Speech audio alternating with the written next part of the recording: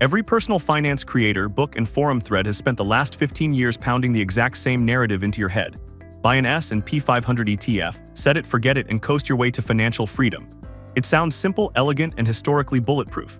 But right now, relying on a standard S&P 500 index fund is one of the most concentrated, market-distorted bets you can make with your long-term wealth. The dirty secret of market cap-weighted indexing is that it does not buy a balanced slice of the economy. It buys more of whatever has already gotten expensive. As a company's stock price skyrockets, its weight in the index expands, forcing every passive investor to automatically buy more of it at higher and higher valuations. Right now, the top 10 holdings in the S&P 500 represent well over 30% of the entire index. That is the highest level of market concentration we have seen in over 50 years, rivaling the Nifty 50 era of the 1970s and the height of the dot-com bubble in 1999. When you buy an S&P 500 fund today, you are not buying broad American commerce. You are effectively placing a massive, highly concentrated bet on a handful of mega-cap tech giants. If those few companies experience valuation multiple compression or earnings stagnation, your entire portfolio takes the hit, regardless of how the broader economy is performing. Fortunately, financial economics solved this problem decades ago. The answer is factor investing, an approach backed by over 50 years of empirical data, Nobel Prize-winning research, and institutional rigor.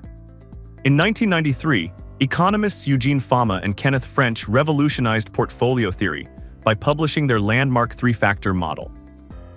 Until then, traditional finance assumed that the risk of a stock relative to the overall market, known as beta, was the sole driver of stock returns. Fama and French proved that this was incomplete.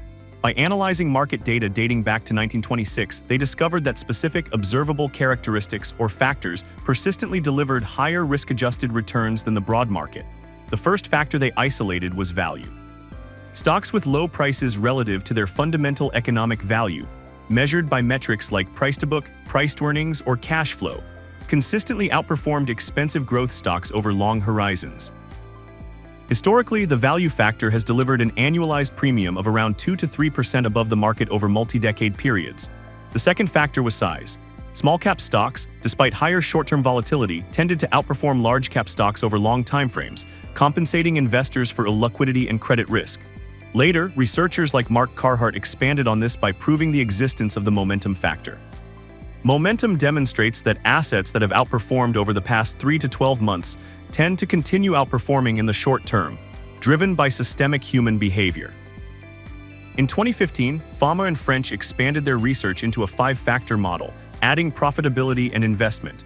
Companies with high operating profitability and conservative capital investment consistently outperform low profitability companies that aggressively dilute capital. When you sum up decades of academic literature, the evidence is overwhelming. Broad market cap indices like the S&P 500 capture market risk, but they systematically ignore value, profitability, and small cap risk premiums.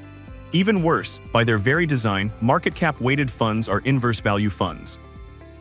They allocate the most money to the most expensive stocks and the least money to the cheapest ones. So why do these factor premiums exist, and why haven't they been arbitraged away by Wall Street? Factor premiums persist for two primary reasons: structural risk and behavioral bias. From a risk perspective, value stocks and small caps are fundamentally riskier in downturns. You are receiving a higher expected return because you are taking on genuine economic risk that institutional capital demands compensation to hold. From a behavioral perspective, factor premiums exploit deep-seated human psychology. Investors are systematically biased. We suffer from extrapolation bias, assuming that whatever company did great over the last 5 years will continue doing great for the next 20. We overpay for flashy growth narratives and ignore boring, cash-generative businesses trading at huge discounts. We exhibit herd behavior, rushing into concentrated trades because everyone else is doing it. Momentum works because bad news travels slowly, and investors are slow to update their beliefs. Value works because investors overreact to bad news and throw out good companies at dirt-cheap prices. Because human psychology does not magically change, these behavioral inefficiencies remain embedded in market structure year after year. Now, if factor investing is backed by endless academic evidence, why isn't everyone doing it? Why is 80% of retail capital still flowing into standard market cap funds? Because factor investing requires something that modern retail investors struggle with: enduring tracking error regret. Factor exposure is not a free lunch, and it is certainly not a get-rich-quick scheme. Factors operate in long, grueling cycles. Value, for instance, had one of its worst multi-year stretches in modern history between 2007 and 2020, as non-profitable tech stocks dominated the low-interest rate environment. During those years, a disciplined factor investor watched the concentrated S&P 500 pull ahead while their factor portfolio underperformed. That period of underperformance is precisely why the premium survives. If factor investing outperformed the market every single month or every single year, everyone would do it, capital would flood in, and the excess return would disappear. The pain of underperforming the benchmark during factor downturns is the exact price of admission for long-term premium returns. Most investors lack the discipline to hold through those dry spells. They abandon their strategy right at the point of maximum pain, right before the factor premium mean reverts and roars back. Moving away from the simple S&P 500 model does not mean you have to abandon index funds or become a day trader. You do not need to pick individual stocks or time the market. Factor investing is still fully systematic, rule-based, and passive in execution. Instead of holding 50% of your wealth in 7 megacap tech companies through a standard index, a factor-tilted portfolio tilts towards systemic risk factors. You can achieve this by incorporating targeted factor funds into your asset allocation. For example, substituting or supplementing a core S&P 500 position with small-cap value ETFs screened for profitability gives you direct exposure to high-earning, low-valuation companies that market cap weighting ignores. Blending value with momentum creates a powerful combination, as the two factors are historically negatively correlated.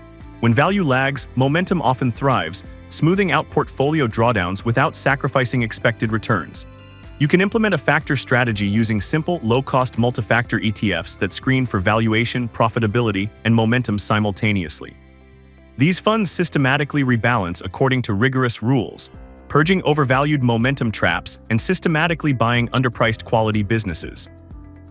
The set-it-and-forget-it mentality around the S&P 500 was a great innovation for the 1970s and 1980s when high-fee active mutual funds were ripping off retail investors. John Bogle gave us a massive upgrade by introducing low-cost indexing. But financial science did not stop in 1975. Continuing to blindly allocate every dollar into a market cap-weighted S&P 500 ETF while ignoring 30 years of factor literature is like using a dial-up modem in an era of fiber-optic internet. It works, but it is far from optimal. If your goal is simply to track the average, an S&P 500 fund is fine. But if your goal is long-term portfolio efficiency, disciplined diversification, and higher expected risk-adjusted returns, it is time to dismantle the S&P 500 orthodoxy. Stop overpaying for bloated market caps, embrace the scientific evidence, and put the power of factor investing to work in your portfolio.